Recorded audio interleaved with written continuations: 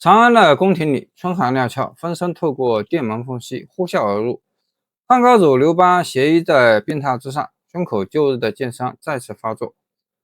大夫们忙活了好一阵子，都没能让病情好转。刘邦在病榻上知道自己的伤势难以复原，自己的生命也将走到尽头。大夫们在这只能是瞎忙活，于是他给了些赏赐，把大夫全部轰走了。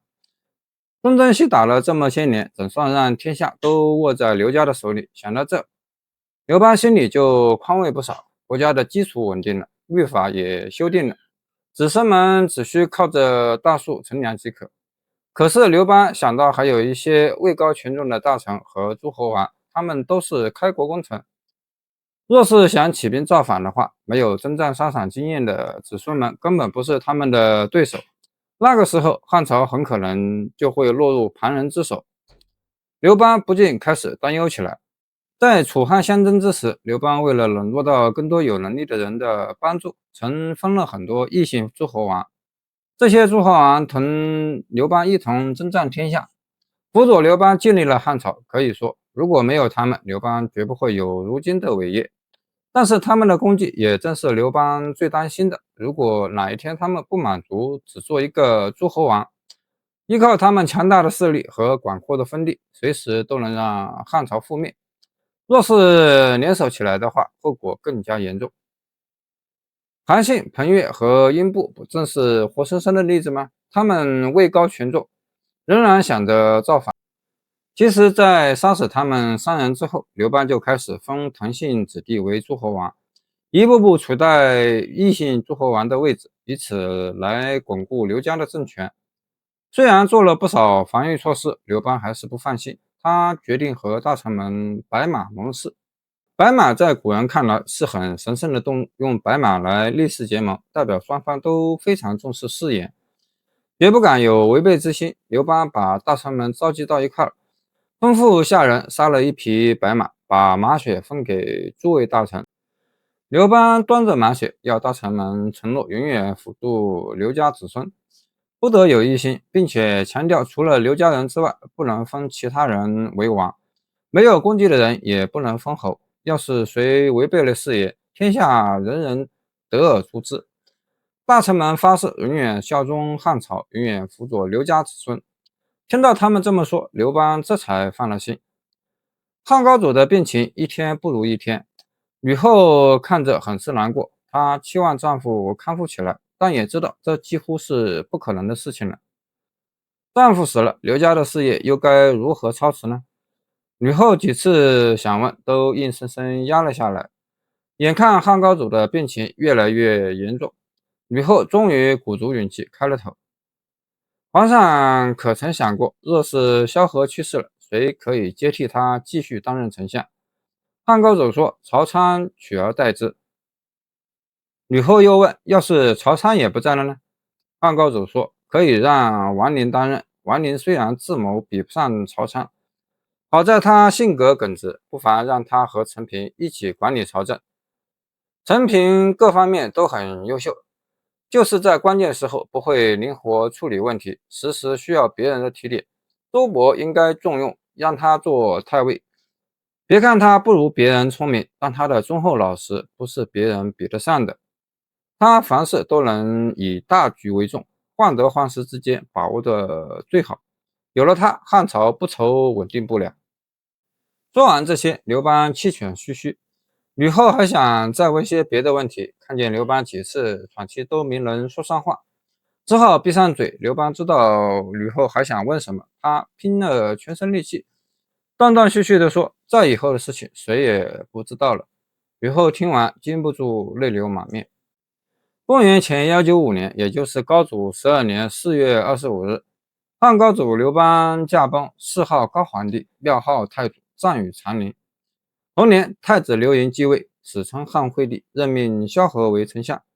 萧何在沛县拥护刘邦起义，一直跟随在刘邦左右，多次出谋划策。可以这么说，刘邦的伟业中少不了萧何的累累功绩。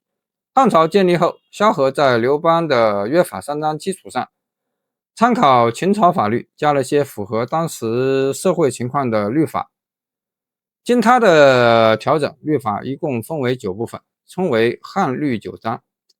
相比秦朝严苛残忍的律法来说，汉律更显得人道一些。汉高祖刘邦驾崩后，汉惠帝刘盈继续任命萧何为丞相。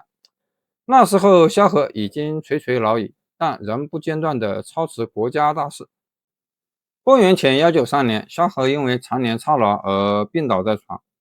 汉惠帝亲自去探望他，顺便把心中的疑问提了出来：若丞相100年之后，该由谁来接替您的职位？萧何没有立刻回答，而是反问汉惠帝有没有合适的人选。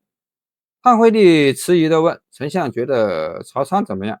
萧何听了之后，不顾虚弱的身体，就要爬起来给汉惠帝磕头，嘴里连连说道：如果皇上能让曹参担任丞相的话，汉朝必将永远繁盛下去。这之后没多久，萧何就去世了。萧何和曹参以前是一对很要好的朋友，因为发生了一些矛盾，两人渐渐疏远。萧何一直都认为能接替自己的只有曹参，曹参也理解这一点，因此在他死后，曹参就吩咐家人打点行李，说自己很快就会去朝廷当丞相。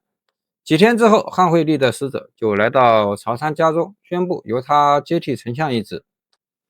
曹参继任丞相后，没有对国家的律法和政策做任何的修改，一切事务都按照制定好了的制度执行，百姓们安居乐业，官吏们恪守其职。只有在选拔官员的时候，曹参才会下足功夫。